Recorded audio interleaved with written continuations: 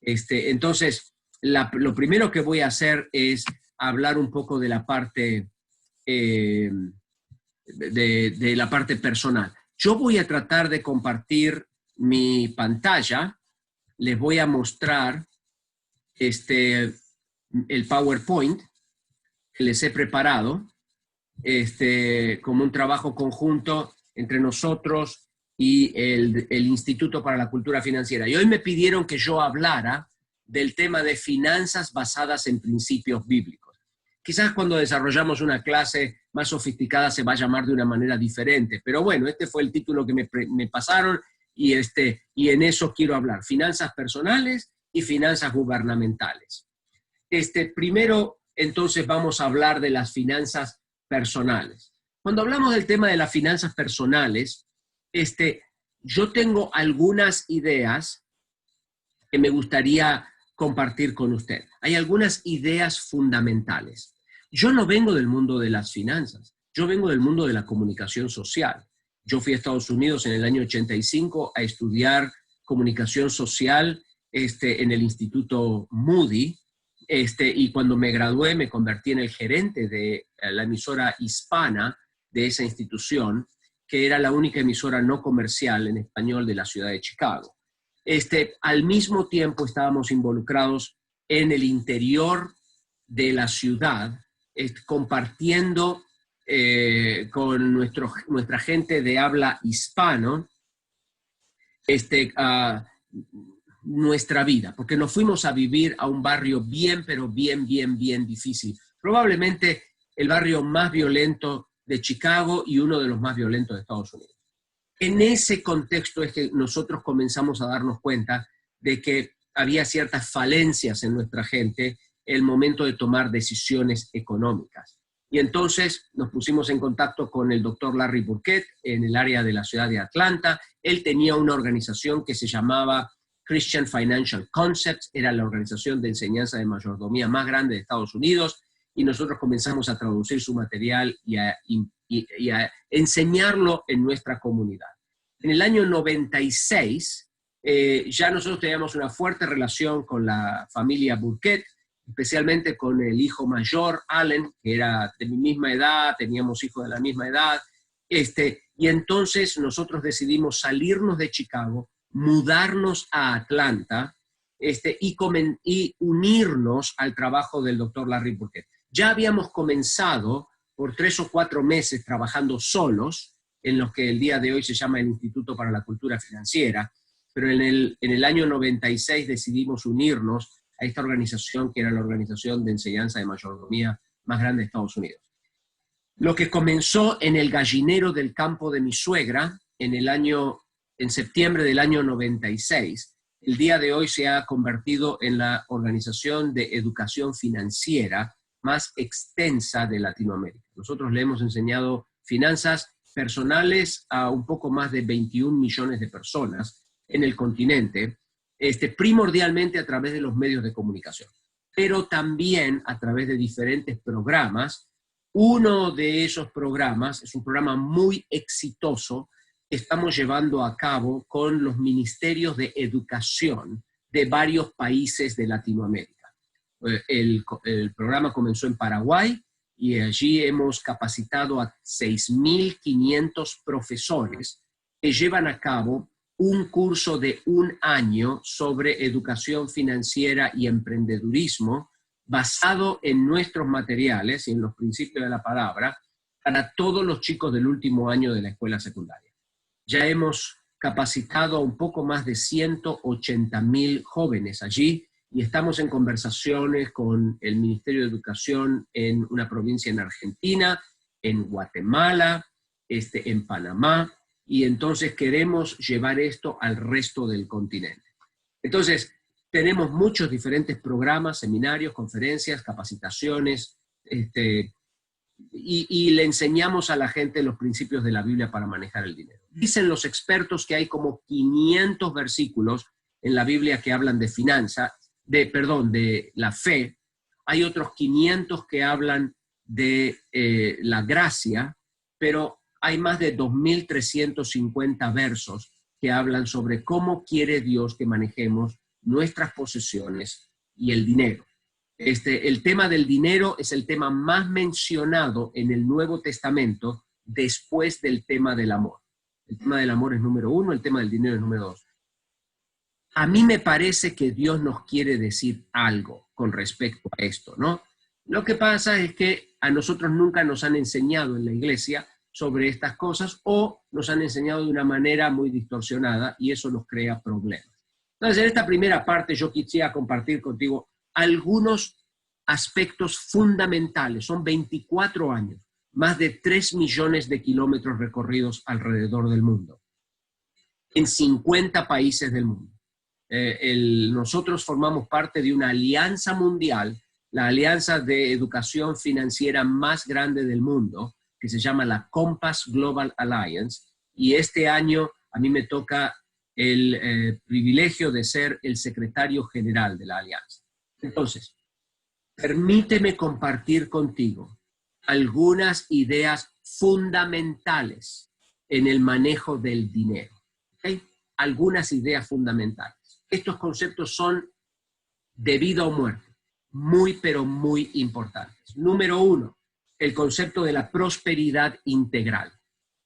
La prosperidad debe ser vista de forma integral en nuestra vida. Sí, la prosperidad tiene que ver con el dinero, pero la prosperidad tiene que ver con mucho más que el dinero. Y cada vez que nosotros hablamos de prosperidad, deberíamos hacerlo de manera integral. Por ejemplo, allí hay un pasaje en el libro de los Salmos, que es muy conocido, capítulo 1, que dice: bienaventurado el varón que no anduvo en consejo de malos, ni estuvo en camino de pecadores, ni en silla de escarnecedores se ha sentado, sino que en la ley del Señor está su delicia, en su ley medita día y noche. Verso número 3 dice: será como árbol plantado junto a corrientes de agua que da su fruto a su tiempo y su hoja no cae. Y todo lo que hace prosperará. Fíjate lo que la palabra, haz un círculo, yo tengo aquí mi Biblia, haz una marca, remarca la palabra todo. Todo lo que hace prosperará. No solamente sus negocios, no solamente su carrera política, no solamente su cuenta de banco, no solamente el aspecto económico y material, también prosperará en su relación con su esposa, en su relación con sus hijos. También prosperará en el legado que va a dejar para más adelante. También va a prosperar en su relación con Dios, en su vida interior, ¿no? Entonces, yo creo que es muy importante mirar el tema de la prosperidad de manera integral.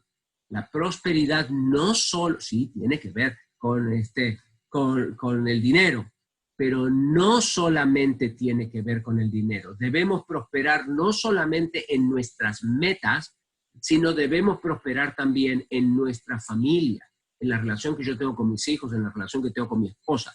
Entonces, como todo debe prosperar balanceadamente, a veces algunas cosas tienen que sufrir para que otras cosas puedan crecer. A veces yo tengo que aprender a decir no. A veces tengo que aprender a decir no a mi trabajo para poder salir a pasear con mi esposa. A veces tengo que decirle no a mi jefe o a mi líder para salir a pescar con mi hijo. Tenemos que aprender a sacrificar ciertas cosas para que otras cosas puedan crecer. ¿Para qué? Para que podamos prosperar de manera balanceada. Yo tengo mucho que decir con respecto a esto y en el aula de clases que ustedes van a visitar, yo he dejado allí un montón de material extra que te invito y te animo a que lo leas. Dale una mirada a eso, explora, porque este es un concepto fundamental.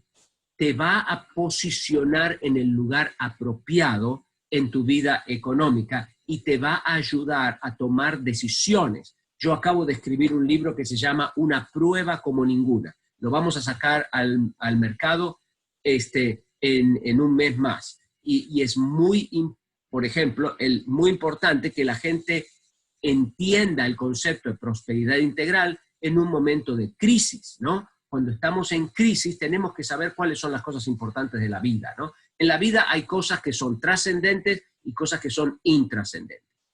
Las cosas intrascendentes pierden su valor cuando nosotros nos morimos. Las cosas trascendentes no pierden valor cuando nosotros fallecemos, cuando vamos con Dios. Un ejemplo de cosas trascendentes son, por ejemplo, los seres humanos. Los seres humanos vivimos para toda la eternidad. El amor es trascendente, ¿no? 1 Corintios 13 dice que estas cosas pasarán, pero el amor no pasará. La palabra de Dios es trascendente. Cielo y tierra pasará, pero su palabra no pasará.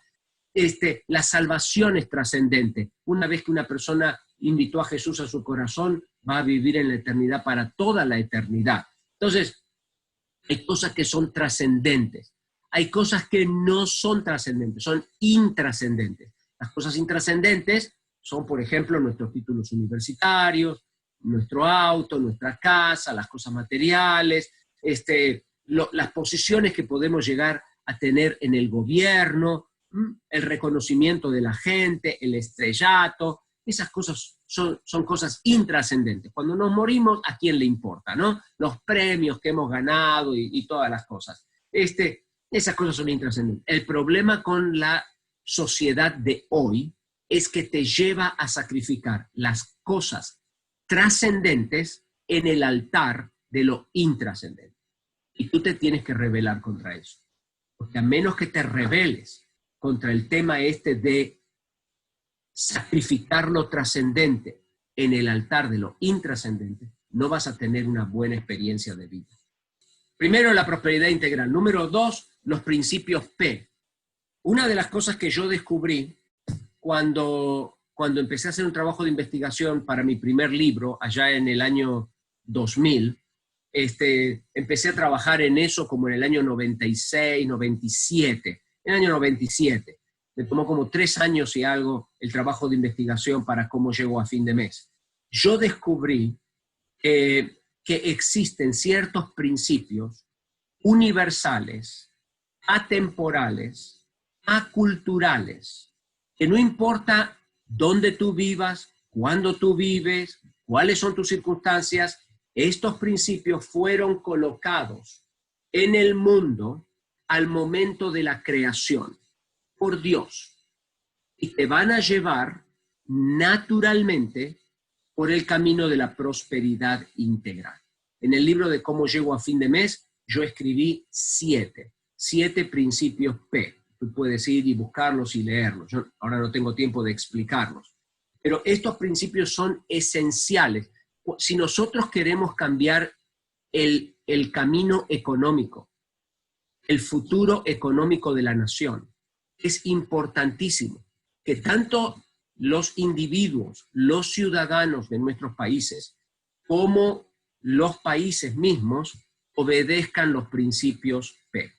Los principios P, esto está basado en el concepto de Romanos, capítulo 1, donde dice que Dios colocó su ley en el corazón de los seres humanos.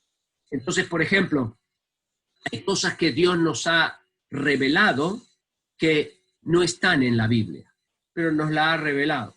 Por ejemplo, cómo hacer una operación a corazón abierto, ¿no? Cómo hacer un bypass o un doble bypass a corazón abierto, no es algo que está en la Biblia, pero es algo que viene de Dios, porque Satanás ha venido a matar, a robar y a destruir.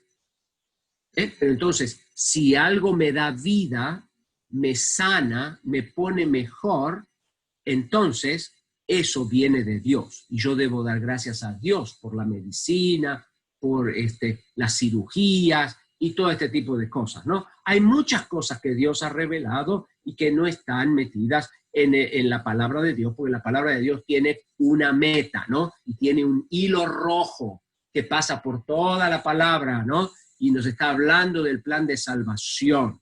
Entonces, pero hay cosas técnicas que Dios ha colocado en la mente de la gente, ¿no? Yo creo que Dios le reveló a Einstein ciertas cosas muy importantes que ahora nosotros usamos para tener teléfonos celulares. Pero cómo se arma un teléfono celular no está en la Biblia, pero todavía es un regalo de Dios para nosotros, ¿no? Aunque algunos de nosotros, no sé, cuando tenemos que interactuar con la tecnología, no sé si es una bendición o un dolor de cabeza.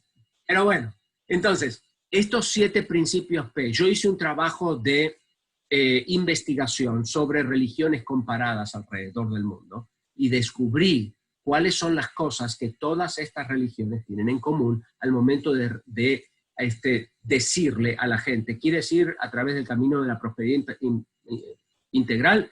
Este es el camino. Tienes que hacer esto, tienes que hacer aquello, tienes que hacer lo de más allá, ¿no? Entonces, en ese lugar donde todas estas cosas se encuentran, las cosas que se repiten son cosas que puso allí nuestro Creador. Entonces, los principios P. Yo no sé si ustedes han leído algo de el que escribió el libro de las Crónicas de Narnia, ¿no? C.S. Lewis, C.S. Lewis, se diría en español. C.S. Lewis escribió un libro que se llama Mere Christianity, y en ese libro él habla sobre este concepto, esta idea. Él lo llama los principios del Tao.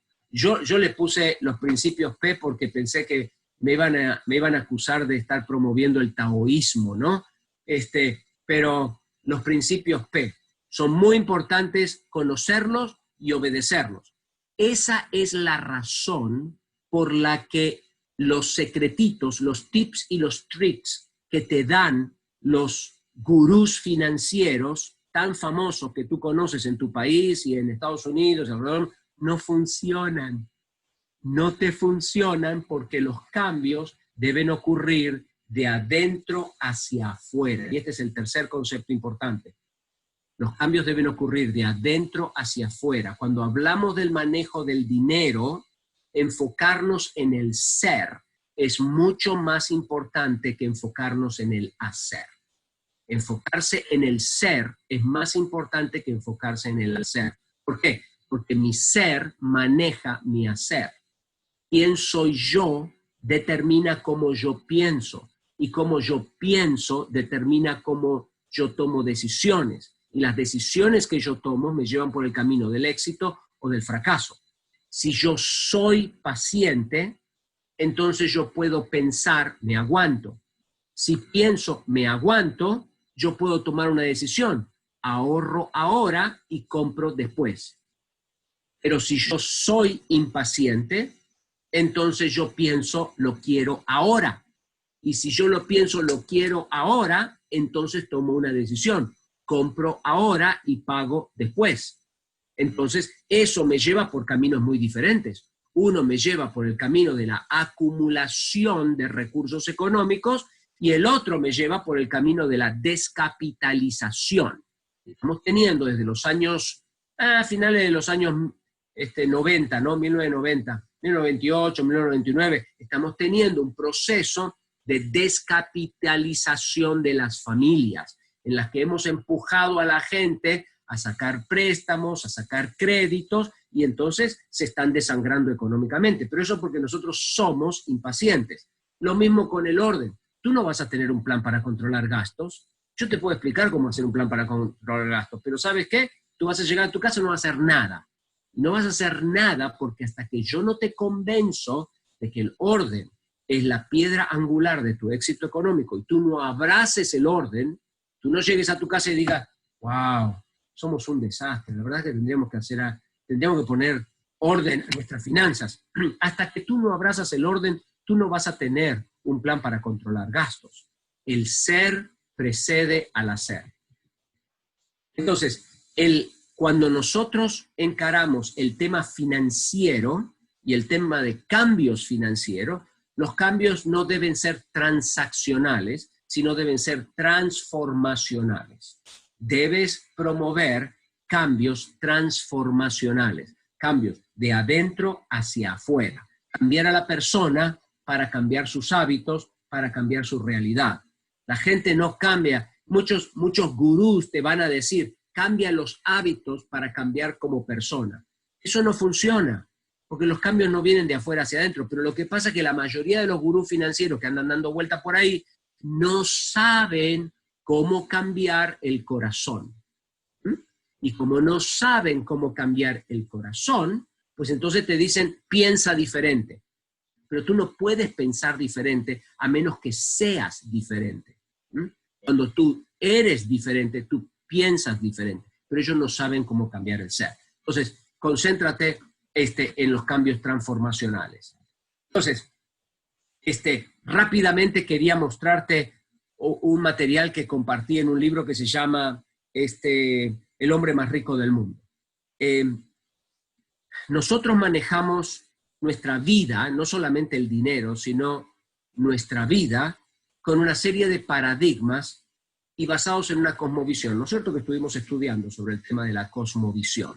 Tener una cosmovisión apropiada es muy importante. La cosmovisión cristiana se establece, la cosmovisión judeo-cristiana se establece en los primeros 11 capítulos del libro de Génesis, ¿no? Entonces yo quería rápidamente mostrarte algo que descubrimos cuando empezamos a enseñar esto en África. Como te decía, nosotros enseñamos en 81 países en los 5 continentes, ¿no? Entonces tenemos una organización alrededor del mundo que está constantemente metida en enseñar. Bueno, cuando nos metimos a enseñar en el África, nos dimos cuenta que a la gente nuestras enseñanzas le pasaban por arriba, ¿no? Muy amables, nos querían mucho, nos abrazaban, nos agradecían, pero no nos entendían.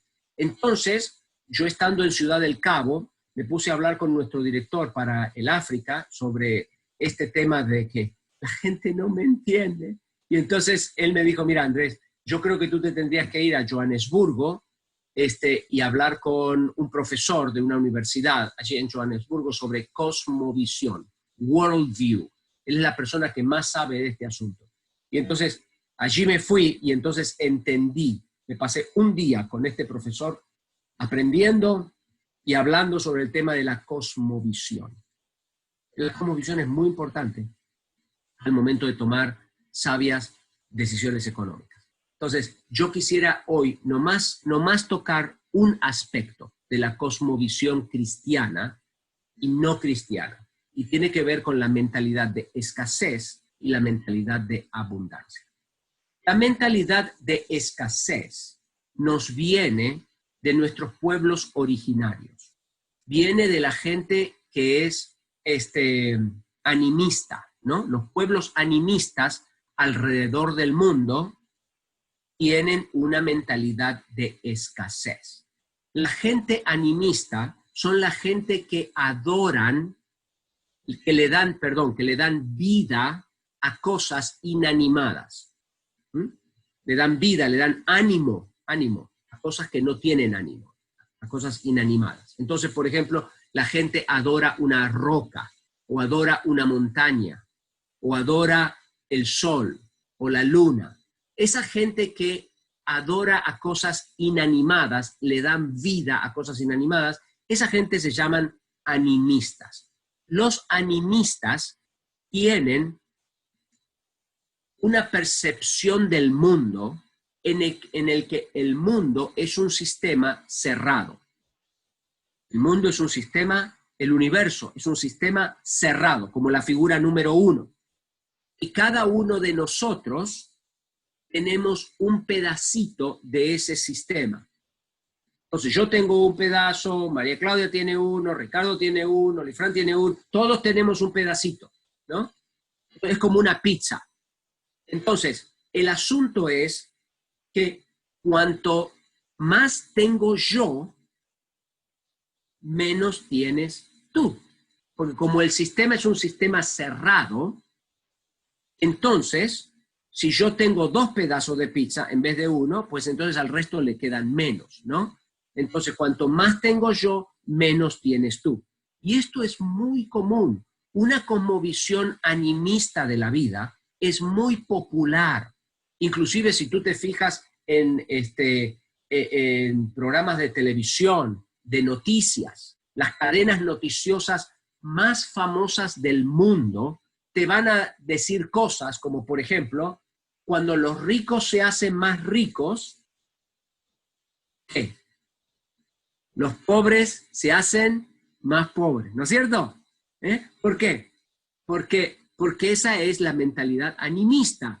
El sistema es un sistema cerrado. Cuanto más tienen los ricos, pues menos tienen los... Tiene mucho sentido, ¿no es cierto? Cuando yo vivo en un sistema cerrado como ese. Sin embargo, los cristianos percibimos el mundo no como un sistema cerrado, sino como un sistema abierto. Los sistemas son, nuestro sistema, nuestro universo es un universo abierto. Y entonces, en esa media naranja, ¿no? En ese cofre o en ese plato redondo, nosotros recibimos para lo que necesitamos de acuerdo a las riquezas que Dios tiene, ¿dónde? Dice Filipenses 4:19. Dios nos provee todo lo que nosotros necesitamos de acuerdo a sus riquezas en gloria, ¿no es cierto? Ahora la pregunta es, ¿cuánto dinero tiene Dios en el banco de la gloria? ¿Cuánto dinero crees tú que Dios tiene en el banco de la gloria? Infinito, ¿no es cierto? Entonces, nosotros, como cristianos, tenemos una cosmovisión de que el universo tiene recursos ilimitados. En el sistema anterior, inclusive cuando vas a una universidad, ¿no? Yo a veces veo a jóvenes que están haciendo una maestría en administración de empresas y el profesor de economía define economía como la administración apropiada de recursos, ¿y alguien sabe? De recursos escasos. Incluso en la universidad del día de hoy nos promueven esta mentalidad de escasez. Sin embargo, el universo no es escaso. El universo es abierto y Dios nos provee a nosotros de acuerdo a sus riquezas en gloria. Cuando yo pienso con escasez, entonces pienso en mí mismo. Una mentalidad de escasez dice, no, ¿para qué voy a empezar una empresa? Ya hay demasiada competencia. Hay mucha competencia en el mercado. Ya otros tienen el pedazo de pizza. O dice, pero en una mentalidad de abundancia, la gente dice, no, hay más que suficiente mercado. Hay más que suficiente espacio para que yo salga con una empresa más, ¿no? En una mentalidad de escasez, la gente dice, el problema para hacer esto es que no tenemos suficiente dinero. En una mentalidad de abundancia, la gente dice, el dinero no es problema, el dinero lo encontramos. La gente sigue al proyecto, una visión. Dinero no es problema. Tengo todo lo que necesito. Quizás no tengo más de lo que necesito, pero tengo todo lo que necesito. En una mentalidad de escasez, la gente dice, uy, las cosas están mal en la economía del país. Ahora viene la crisis, está terrible, todos nos vamos a ir a la quiebra, no hay oportunidades. En una mentalidad de abundancia, la gente dice, la crisis puede crear tremendas oportunidades para nosotros. Podemos tener tremendas oportunidades de hacer dinero. Yo en realidad conozco un montón de gente que están haciendo dinero con eso. Después les cuento. En una mentalidad de escasez, la gente dice, no tengo estabilidad. El país no está estable, la economía no está estable, por eso yo no tengo estabilidad en mi vida económica. En una mentalidad de abundancia, la estabilidad viene de adentro hacia afuera. A mí, yo llevo el temporal adentro mío, el tiempo está adentro mío. Aunque afuera esté lloviendo, yo tengo el sol en mi corazón. Está brillante en mi corazón. En una mentalidad de escasez, dice, yo debería estar haciendo mucho más que José Pérez, ¿no? Y apuntan a los demás. En una mentalidad de abundancia, cada uno de nosotros corremos nuestra propia carrera. En una mentalidad de escasez, la gente dice, me van a rechazar. En una mentalidad de abundancia, la gente dice, bueno, el no es el primer paso hacia un sí. Vamos a ver cómo podemos cambiar este no en un sí. Muy bien, yo le quiero recomendar este recurso, El hombre más rico del mundo. Este libro es el material que voy a compartir ahora mismo con ustedes y el tema de la abundancia y la escasez está por allí. Te voy a compartir 12 ideas poderosas que construyeron el patrimonio del hombre más rico del mundo.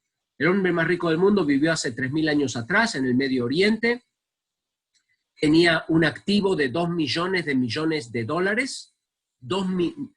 Mira, Bill Gates tiene quizás 60.000 millones de dólares. Warren Buffett debe tener 80.000 millones de dólares. Carlos Slim debe tener 100.000 millones de dólares. Acá no estamos hablando ni de 50.000, ni de 60.000, ni de 100.000. Estamos hablando de 2 millones de dólares. Este hombre muy conocido, la gente de Oriente lo llama Suleimán, el rey Suleimán. Nosotros en Occidente lo conocemos con el nombre de Salomón. Entonces, yo escribí este libro que se llama El hombre más rico del mundo y las ideas que construyeron su patrimonio. Y te quiero compartir 12 ideas que construyeron el patrimonio de Salomón. Todo viene del libro de los Proverbios. Aquí va rápidamente. Número 1, vive con humildad. Número 2, adquiere sabiduría. Número 3, establece el orden. Número 4, ama la diligencia. Número 5, abraza la libertad. Para cada uno de estos puntos hay un action point, ¿no? Hay cosas que tú tienes que hacer, pero hoy no tengo tiempo, son solamente 2 horas, esto yo lo enseño en 2 días. Entonces, te estoy dando nomás una mirada general, ¿no? Abraza la libertad. Número 6, cultiva la generosidad. Número 7, busca el consejo. Número 8, trabaja apasionadamente. Número 9, opera con integridad. Y número 10, crece con perseverancia. Número 11, ahorra con regularidad. Número 12, cuida tu reputación. Entonces, yo no tengo más tiempo para mirar cada uno de estos. Tengo como unos 2 minutitos más y luego tenemos que parar para las preguntas a las 55, 5 minutos antes de la hora. Entonces, solamente quería quizás enfatizar en el primero, que es inusual. Hablemos de vivir con humildad. ¿Vive con humildad para qué? Número 1, para aprender. Número 2, para vivir en moderación. Y número 3, para tomar decisiones. Para aprender, para vivir en moderación y para tomar decisiones. Mira, este es Dave Ray. Dave fue el presidente de Apple Computers para Canadá y el vicepresidente mundial de Apple. Fue mi jefe por 10 años y al mismo tiempo fue presidente de nuestra junta directiva en nuestra organización en Estados Unidos. Es un amigo del alma. Con Dave hemos viajado alrededor del mundo.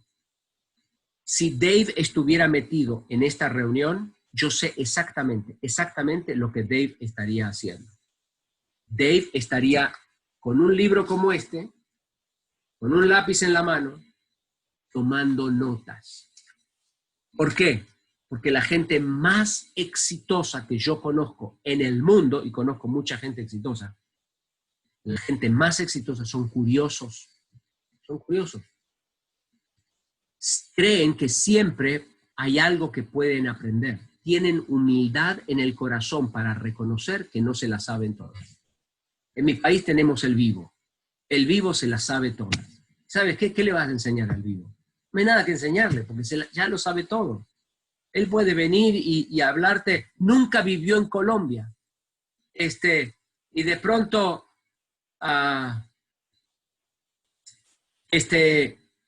si el vivo se la sabe todas, ¿qué le vas a enseñar al vivo? No hay nada que enseñarle, ¿no? Entonces necesitamos tener humildad para aprender. Mira, este es Ingvar Kamprad de IKEA. Y él es el fundador de IKEA.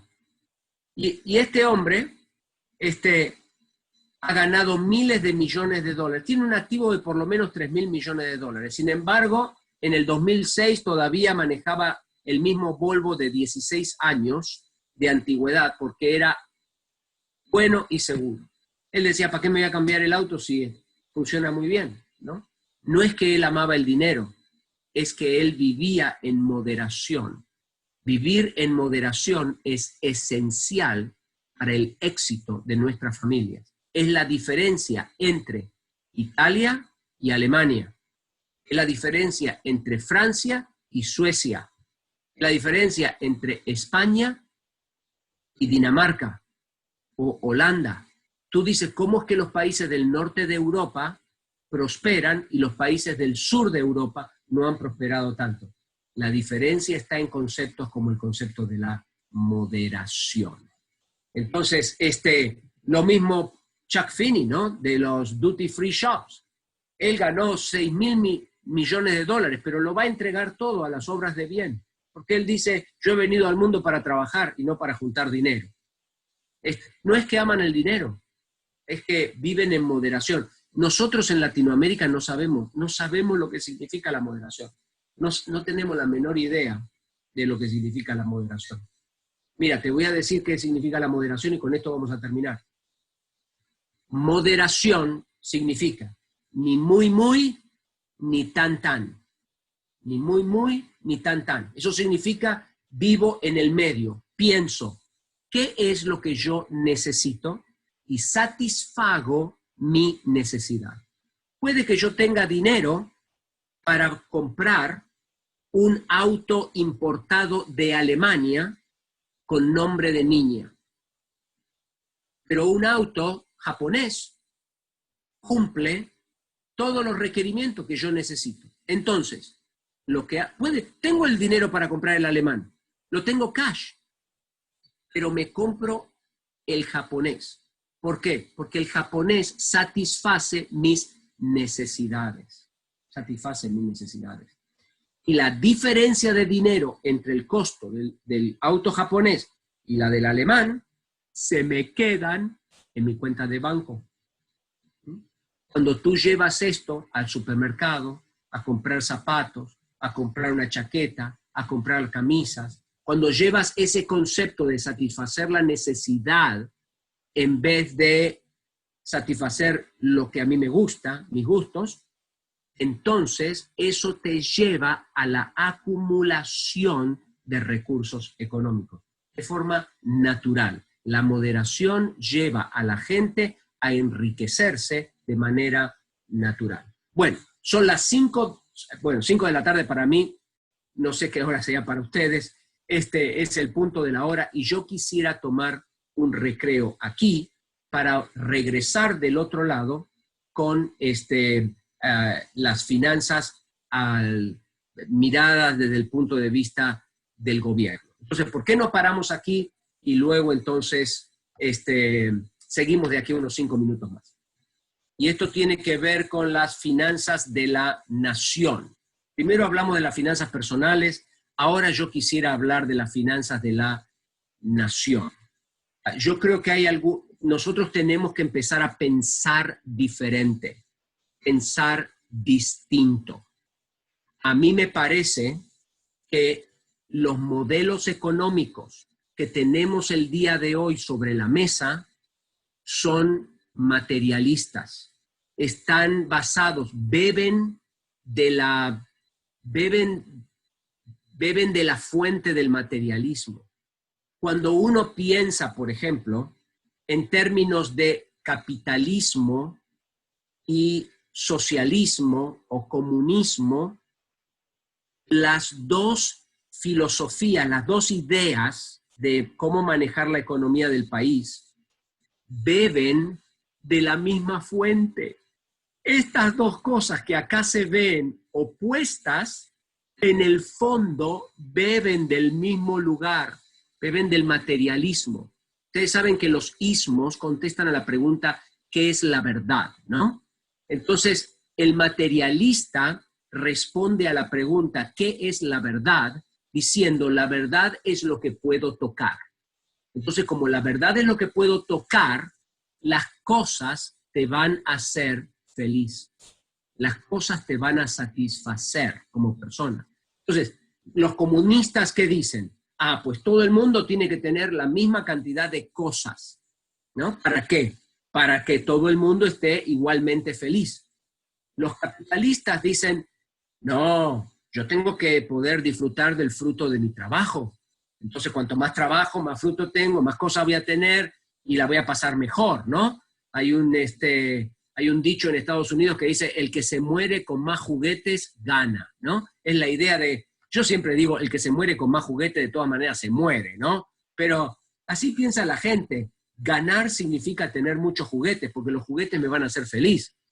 Y aquellos de nosotros que tenemos juguetes, sabemos muy bien que la palabra del Señor Jesús tiene mucha, pero mucha verdad. Cuando Él dice, la vida del hombre no consiste en la abundancia de bienes que posee. Entonces yo creo que tenemos que mirar a la economía desde un punto no materialista, sino bíblico.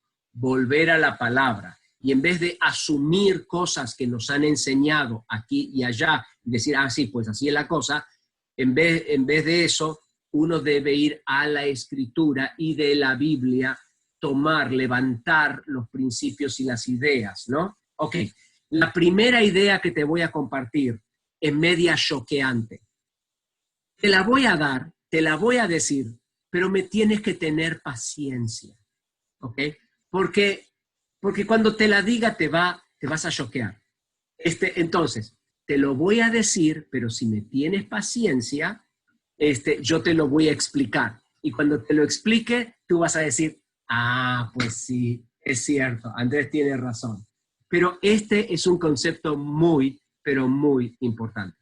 El primer concepto es que yo creo el concepto de propiedad privada no es bíblico.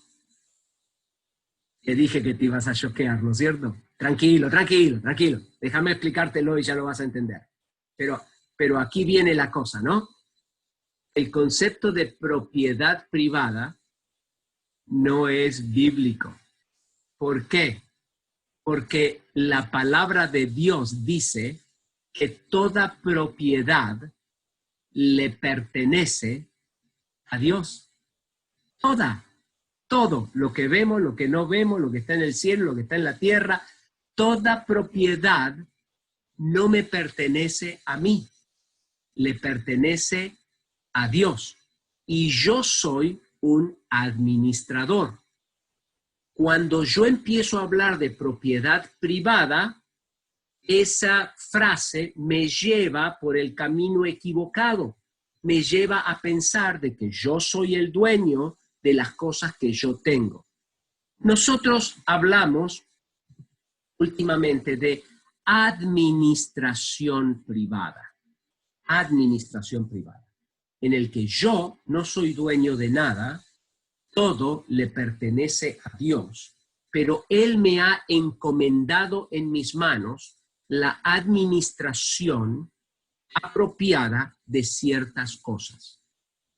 Y entonces yo tengo una responsabilidad delante de Dios de administrar sabiamente para Él las cosas y las cosas que yo tengo, ¿no? Entonces, nosotros creemos en una administración privada porque ese es un acuerdo entre Diosito y yo. Dios me dio esta casa donde yo vivo para que y me la dio a mí, no te la dio a ti, no se la dio a mi vecino. La administración me la dio a mí. Por eso es pecado robar. Robar es pecado porque yo tengo un pacto con Dios, un acuerdo con Él, de que yo le voy a cuidar su taza, yo le voy a cuidar su computadora, yo le voy a cuidar su auto, yo le voy a cuidar su ropa, pero no es mía. Entonces, en primer lugar, cuando uno encara el tema de la economía desde el punto de vista de la administración, en vez de ser el dueño, ser el administrador, eso te lleva a tener una actitud muy diferente. Lo primero que pasa es que te desprendes emocionalmente de las cosas, porque el dueño está pegado emocionalmente a las cosas. El administrador no lo está. El administrador administra lo que tiene que administrar, lo hace correctamente, ¿no? Y bueno, lo que se compra, lo que se vende, hoy lo tenemos, mañana no, hoy estamos acá, mañana estamos allá, pero no está emocionalmente enganchado con la propiedad. Entonces, mira, esto es una cosa para pensarlo, y para pensarlo mucho, ¿no? No tenemos tiempo de pensarlo, pero te lo quiero tirar allí. Es una piedra angular en la enseñanza de la mayordomía de que Dios es el dueño de todito y nosotros somos sus administradores. Entonces, aquí entre nos, yo prefiero hablar de administración privada en vez de propiedad privada, porque creo que el concepto de administración privada me lleva por el lugar correcto. Número 2, un bajo nivel de deudas. El país debería tener un bajo nivel de deuda. Proverbios 22:7 dice, así como el rico gobierna al pobre, el que pide prestado es sirviente del que presta. Yo estoy muy orgulloso de proyectos que Ricardo implementó cuando él estaba en el gobierno de Colombia, justamente pensando en esto, pensando en el ahorro, en la capitalización del pueblo colombiano, y no en la esclavitud del pueblo. Yo creo que desde los años finales de los años 90, las leyes han cambiado en nuestros países y estamos teniendo un movimiento mundial en el que los bancos y las financieras han descubierto la manera de esclavizar a grandes cantidades de personas. Entonces, yo no digo que pedir prestado sea pecado. Pedir prestado no es pecado, no es pecado. Si fuese pecado, Dios nunca le hubiese permitido al pueblo de Israel prestarse unos a los otros. Pero si te fijas, por ejemplo, allí en Deuteronomio 15, ¿no? Dios le da permiso al pueblo de Israel, incluso le dice al pueblo de Israel, le vas a prestar al pobre a pesar de que el pobre no te va a devolver. Se lo vas a prestar porque yo te voy a devolver. Entonces, pedir prestado y prestar no es un pecado. Lo que pasa es que cada vez que la Biblia habla de deudas, siempre es un concepto negativo. Entonces, si no es un pecado, pero es siempre un concepto negativo, ¿qué significa eso para nosotros? Eso significa que debe ser algo raro en nuestra vida. Sí, debería existir el crédito en el país, por supuesto, debería existir el crédito, pero lo tenemos que manejar con mucho cuidado. Fíjate tú, un auto es una excelente herramienta. A ver, ¿quiénes de nosotros quisieran andar por los caminos de Colombia caminando? O en bicicleta, o en un caballo. ¿Quién quisiera? ¿No? ¿No es cierto que es mucho mejor andar en auto? Pero un auto, a pesar de que es una excelente herramienta de movilización de un lado a otro del país, un auto puede ser un arma que traiga muerte a otra persona. Puede ser la herramienta que mate a otros y me mate también a mí. Entonces, como es una herramienta peligrosa, muy, muy buena, pero peligrosa, el gobierno me exige a mí que yo tengo que tener un comprobante de que yo sé manejar esta herramienta, porque es muy peligrosa. Entonces yo rindo un examen, me dan una licencia y los policías me chequean a ver si yo tengo la licencia, si la licencia está al día. Cuando se vende la licencia, vence la licencia, cada tanto tengo que comprobarle al gobierno nuevamente de que yo todavía el día de hoy sé manejar apropiadamente esta herramienta. Y si tengo muchos tickets en Estados Unidos, si te dan muchos tickets, te quedas sin licencia y te quitan el carro. Entonces yo no digo que tenemos que quitar todos los carros de las avenidas y autopistas del país, porque hay un montón de gente que se mata en su carro. Lo que digo es que tenemos que andar con cuidado y hace muy bien el gobierno en tener una licencia. Mira, el 70% de la gente que se está divorciando está diciendo que el dinero está metido dentro de los problemas de divorcio. El 47% dice, esto viene de la Fundación Ford. La Fundación Ford dice que el 47% de toda la gente que se está divorciando en este momento en Estados Unidos se divorcia por cuestiones de dinero.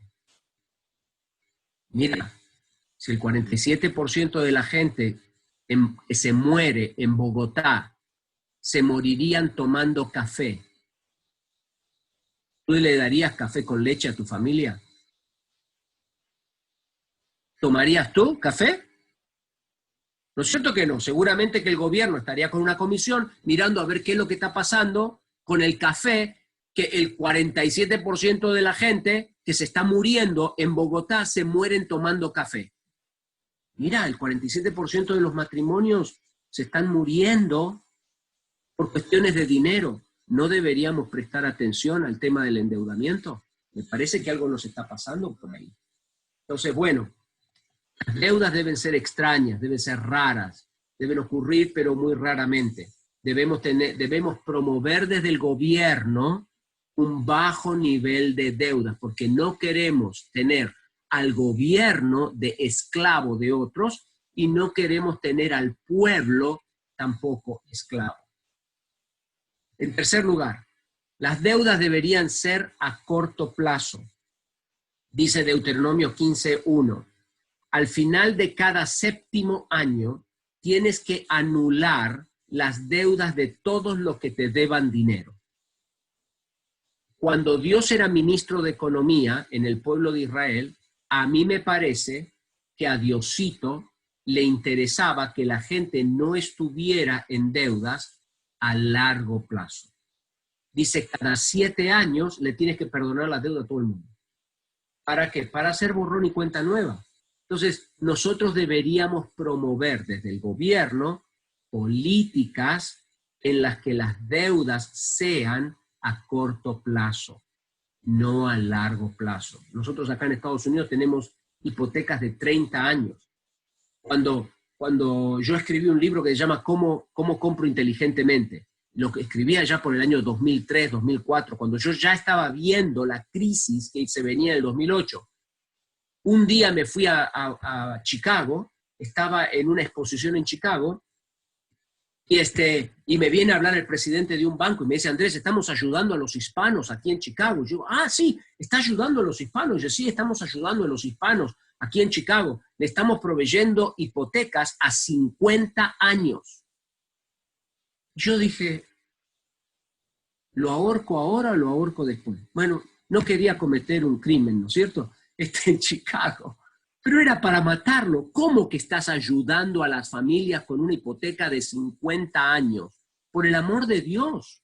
Yo soy un joven de 30 años, con una joven familia, tomo una hipoteca de 50 años. Yo no solamente estoy metiendo a mi familia en estos problemas, yo estoy metiendo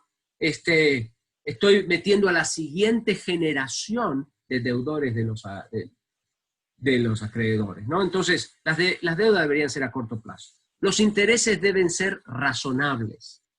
Éxodo 22:25 dice, si prestas dinero a cualquiera de mi pueblo que pase necesidad, no le cobres interés, como acostumbran a hacer los prestamistas. Y luego en el libro de Levíticos dice, si alguno de tus hermanos israelitas se empobrece y no puede sostenerse a sí mismo, ayúdalo como lo harías con un extranjero o un residente temporal y permítele vivir contigo. No le cobres intereses ni obtengas una ganancia a costa de él. Sin embargo, muestra tu temor a Dios al permitirle que viva contigo como si fuera un pariente. Recuerda, no le cobres intereses sobre el dinero que le prestes ni obtengas una ganancia con los alimentos que le vendas. Y esto habla más que todo para la gente del pueblo de Israel, ¿no? Para los hermanos en Cristo, para la gente de adentro, ¿no? Del pueblo. En otros lados dicen, no, a los extranjeros sí, cóbrales intereses, pero ojo con la usura, no te aproveches de los pobres, no seas un usurero. Entonces, los intereses deben ser razonables. deberíamos traer de vuelta a nuestros países aquellas leyes de la usura. Yo creo que eso puede ayudar muchísimo. Cuando yo me mudé a Georgia, a la ciudad de Atlanta en el año 96, aquí había leyes contra la usura. Pero después del año 2000, todas esas leyes se quitaron. Las leyes de la usura protegen a los más pobres. Entonces, debemos volver a colocar ese tipo de protecciones. Número 5, el amor al dinero debe ser desanimado. Mucha gente me dice, ay, sí, Andrés, qué bien lo que estás enseñando, porque el dinero es la raíz de todos los males. Y eso está mal, eso está terriblemente mal, porque la Biblia no dice que el dinero es la raíz de todos los males. La Biblia dice que el amor al dinero, el problema no es la cantidad de dinero, el problema es mi actitud con respecto. Muchos de ustedes recordarán aquella película que se llama Wall Street. ¿Se acuerdan de la película Wall Street? Y decían, ¿no? La codicia es buena, decía G. Geico, ¿no? El famoso personaje central de la película. Eso es una locura. Deberíamos tener políticas que no promuevan la codicia, que la gente pueda comprar lo que necesita, pero el amor al dinero y la codicia debe ser desanimada. 1 Timoteo 6:10 dice eso, ¿no? El amor al dinero. El amor al trabajo duro y excelente debe ser promovido. Proverbios 21:5 dice, los planes bien pensados y el arduo trabajo llevan a la prosperidad, pero los atajos tomados a la carrera conducen a la pobreza. Entonces, yo creo que es muy importante enseñarle a nuestra gente a amar el trabajo y amar el trabajo duro y excelente. Trabajar duro y trabajar excelentemente. Los latinos hemos heredado de allá, quizás nos viene de la religión antigua, hemos heredado el concepto de que el trabajo es una maldición, ¿no? Porque si Adán no se hubiese comido la manzana, no tendríamos que andar trabajando tanto, ¿no? No, eso no es verdad. En realidad no es verdad. El trabajo existía antes de la caída y existirá después de la redención. Entonces tenemos que enseñarle a nuestra gente en nuestros países a amar el trabajo. El trabajo es una bendición, es un regalo de Dios. Y nosotros, dice Colosenses 3, hacemos el trabajo para la gloria de Dios. Trabajamos no si me pagan bien, me pagan mal, si mi jefe es un esclavista. Yo no trabajo porque cómo me pagan. Yo hago las cosas bien porque cada cosa que hago, Colosenses 3:23, ¿no? Cada cosa que hago, lo hago para la gloria de Dios. Si me cepillo los dientes, me cepillo los dientes para la gloria de Dios. Si manejo, yo manejo para la gloria de Dios. Conduzco mi auto en la calle, lo conduzco a la manera de Dios. Si hago un seminario, lo hago para la gloria de Él. Y entonces, si escribo un libro, a mí no me gusta escribir libros, pero tengo 14 libros, 3 bestsellers. Y eso es un parto escribir un libro para mí, ¿no? Es dar a luz. Pero yo me siento y lo digo, no, hay una razón por la que yo estudié comunicación social y me fui a trabajar en radio, ¿no? Radio y televisión. No me gusta escribir. Yo no le escribía ni a mi madre en la universidad. La llamaba por teléfono. Ahora también le grabo mensajes por WhatsApp. Pero uno dice, bueno, lo vamos a hacer, hagámoslo para la gloria de Dios. Hagámoslo bien. Dice en Proverbios 22:29, ¿has visto a alguien realmente hábil en su trabajo? Entonces, esa persona servirá a los reyes. Y nos ha pasado a nosotros. Ahora los gobiernos llaman a cultura financiera para que nosotros hagamos trabajo juntamente con ellos. Y nos sentimos honrados de que lo hagan. Realmente nos sentimos honrados. Pero creo que es el reflejo de decenas de años de hacer las cosas con excelencia. Entonces, desde el gobierno debemos promover el trabajo duro y excelente. La sabiduría debe ser abrazada, no solamente el conocimiento, no solamente el conocer. Conocimiento es una cosa, sabiduría es otra.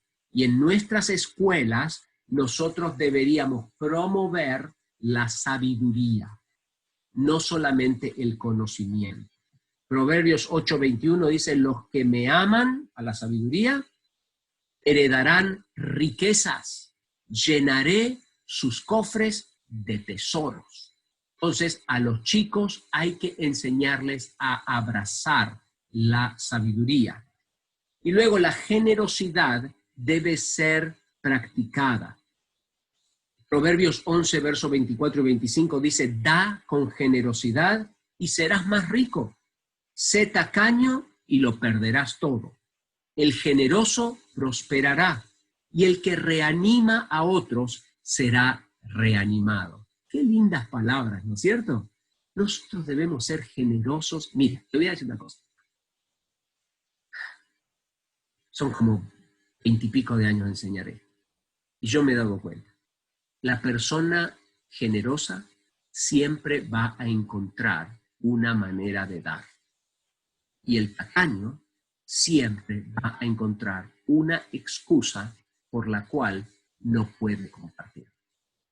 Una persona generosa, dadivosa, que es lo que dice también 1 Timoteo 6, ¿no? Allá por el verso 17, por ahí. Dice, ¿no es cierto?, que debemos ser generosos, dadivosos.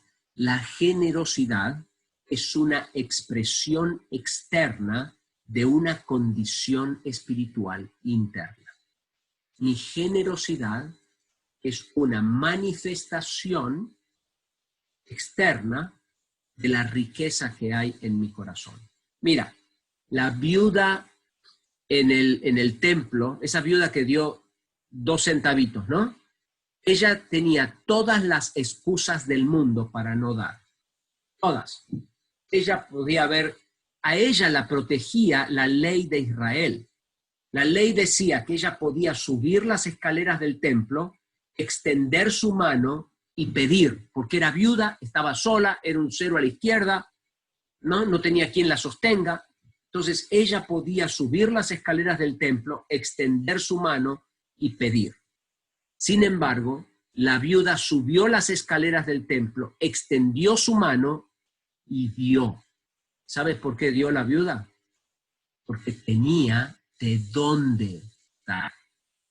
Ella tenía una fuente de generosidad en su corazón, tenía carácter. Tenía carácter. Entonces yo creo, mira, no hay una persona más egoísta que un bebé recién nacido. No hay una persona. Tú lo traes a tu casa y de pronto, ¿no? Lo quiere todo para sí. Te dice, ¿a qué hora te levantas? ¿A qué hora te vas a dormir? ¿A qué hora comes? Si comes, si no comes, si duermes, si no duermes, ¿no? Inclusive cuando va creciendo ese bebé, le das de comer, si no le gusta lo que le diste de comer, te lo escupe. Pero en la medida que el bebé va creciendo, uno le va enseñando a compartir, ¿no? Y uno le dice, mira, Josecito, comparte tus juguetes con tu primito. Y poco a poco uno le va enseñando a este bebé, este niño, a compartir. Hasta que llega un momento, mis hermanos, en el que uno mismo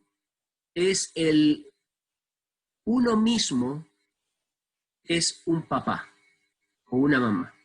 Y cuando llegas a ese lugar de papá o mamá, uno está dispuesto a entregar hasta su propia vida por sus hijos. ¿No es cierto? Aquellos que somos padres. ¿No es cierto que sí? Claro. Ese es un símbolo de madurez. Cuando uno está dispuesto a entregarse por otro. Lo mismo pasa en nuestra vida cristiana. No somos jovencitos en Cristo, lo queremos todo para nosotros. Entramos en la iglesia y pensamos, a ver, ¿qué tiene esta iglesia para mí? A ver, ¿qué tiene este instituto para mí? ¿Cuál es el beneficio que yo voy a sacar de eso? Eso habla de un carácter inmaduro. Pero con el tiempo, ¿no? Con el tiempo, vamos creciendo y vamos madurando y uno empieza a aprender a compartir. a ser generoso, a ser dadivoso, a preocuparse en los demás, a poner a los demás como más importantes que uno mismo. Y llega un momento para algunos de nosotros también, en el que algunos incluso vamos a tener que entregar nuestra propia vida por causa del Evangelio. Nuestra propia vida por Jesús. Y eso es una marca de madurez en nuestra vida cristiana. Entonces, la generosidad debe ser practicada, ¿no? Las pesas deben ser justas y las reglas del juego claras. Yo quisiera animarles a que hagan un trabajo de investigación sobre esto de las pesas justas. Yo me metí en la Biblia a hacer una búsqueda sobre este tema de las pesas justas. Yo me sorprendí la cantidad de veces en las que Dios habla sobre este tema de las pesas justas. Ustedes se sorprenderán. Es increíble. Vez tras vez, tras vez, tras vez, y dale con el tema de las pesas justas, ¿no? Pero, por ejemplo, Proverbios 20:23 dice, el Señor detesta el engaño, no le agradan las balanzas adulteradas. Y hay toda una cosa, yo me senté a pensar, a ver, ¿qué significa eso de las balanzas adulteradas? ¿Qué significa eso de las pesas injustas o las pesas justas? Bueno, eso de las pesas justas significa que tratamos a todo el mundo de la misma manera. Por eso, en la mesa de recursos de cultura financiera, los precios están grandes. Nosotros ponemos unas tarjetas así de grandes donde todo el mundo puede ver que a todo el mundo le cobramos exactamente lo mismo. Nosotros debemos aprender a ser justos, honestos, tratando a todos de manera igual. Si yo te voy a dar un descuento, te lo voy a dar. Tenemos sistemas de descuento, pero te voy a dar un descuento de acuerdo a la cantidad de producto que me compras, ¿no? Y no solamente porque eres mi amigo, porque entonces sería injusto. Entonces tenemos que pensar, yo quiero que ustedes vayan y piensen, ¿cómo es que el gobierno de mi ciudad, o el gobierno de mi departamento, o el gobierno de mi zona o del país, usa balanzas injustas? Yo creo, por ejemplo, que la inflación es una muestra de una balanza injusta, una balanza deshonesta. Porque en la inflación, el billete dice 100 pesos, pero una semana o un mes después que salió al mercado ya no vale 100 pesos. Ahora vale 98 o 97, ¿no? Y con el correr del tiempo cada vez el peso vale menos. Ese pedazo de papel que dice 100 ya no vale 100.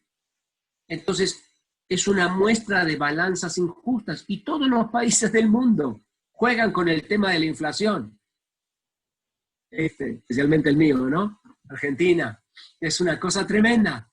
Entonces, tenemos que pensar cómo es que nuestro gobierno fomenta el uso de balanzas injustas y eliminar eso. Un par de puntos más y con eso terminamos y luego vamos a unas 3 preguntas que tengo para que ustedes puedan dialogar, ¿no? Los pobres deben ser cuidados. Proverbios 22:9 dice, benditos son los generosos porque alimentan a los pobres. Y Gálatas 2:10 dice, la única sugerencia que hicieron fue que siguiésemos ayudando a los pobres, algo que yo siempre tengo el deseo de hacer. Eso lo dice San Pablo, ¿no? Entonces, en nuestros países, nosotros debemos cuidar de los pobres, especialmente del pobre honorable. Hay una diferencia entre el vago, que es pobre porque es vago, porque no quiere trabajar, porque quiere vivir del otro, ¿no? Y el pobre honorable, que es el pobre que quiere salir de la pobreza. A ese pobre que quiere salir de la pobreza le tenemos que dar una mano. Y luego a los extranjeros, ustedes seguramente, como nosotros en Argentina también, tenemos gente que viene del exterior buscando un futuro mejor en nuestros países, ¿no? Debemos darles una mano y debemos ayudarlos. Yo estoy tan agradecido a Dios porque el gobierno de Argentina abrió las puertas para que mi abuelito viniese de Ucrania hace ya casi 100 años atrás. Y el resto de nuestra familia falleció en Europa. Los Panasiuk no existen, bueno, el apellido es un apellido más o menos común, ¿no? Pero nuestros Panasiuk, lo de nuestra familia, murieron todos en la Segunda Guerra Mundial. Entonces, yo estoy tan feliz de que Argentina abrió las puertas a los inmigrantes y se trajo a mi abuelito y su familia y le dio un pedacito de tierra ahí en el noreste de mi país, en la frontera con Brasil. Y bueno, eso le ayudó a él a sobrevivir y a crecer.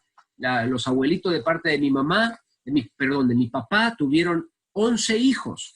Y los del lado de mi mamá, 13 hijos. Entonces, somos un montón, ¿no? Y todos somos inmigrantes y damos gracias a Dios por el buen corazón de nuestros países, ¿no? Que tuvieron esa bondad de ayudarnos cuando estábamos en una situación bien difícil. Entonces, debemos preocuparnos por la gente pobre y ayudarle al pobre honrado o al pobre digno, con dignidad, que quiere salir de la pobreza. Hay que ayudarle a salir de la pobreza. Hay que tener programas para poder ayudarles. Y finalmente, los gobiernos deben ser justos. La justicia tiene que ser independiente, tiene que aplicarse igualito para todo el mundo. Cuando hay justicia, hay seguridad, porque todos sabemos, salimos a jugar a la cancha sabiendo de que las reglas de juego son claras y que los jueces van a ser imparciales. Entonces es mucho más fácil jugar un partido de fútbol así, ¿no? Cuando todos sabemos que el juez ha sido imparcial. Y bueno, me metieron goles, está bien, me metieron goles, o yo he metido un gol, pero esos goles, ese partido se jugó bien y salimos todos diciendo, bueno, perdimos. Pero qué terrible cuando salimos diciendo perdimos porque el juez de línea no era imparcial, o el juez, el árbitro no era imparcial. Qué terrible. Qué mal que nos sentimos cuando salimos pensando de esa manera, ¿no? Entonces, en el país debe ser igual. Las reglas de juego tienen que ser claras, todo el mundo tiene que obedecer las reglas, tienen que ser sencillas para que se puedan obedecer, porque si las reglas son muy complicadas, entonces es muy difícil obedecerlas. Tienen que ser sencillas, todo el mundo las tiene que entender, y el gobierno tiene que ser un gobierno justo, que aplique la ley igualito para todo el mundo. Dice Proverbios 29:2, cuando los justos gobiernan, el pueblo se alegra, pero cuando los perversos están en el poder,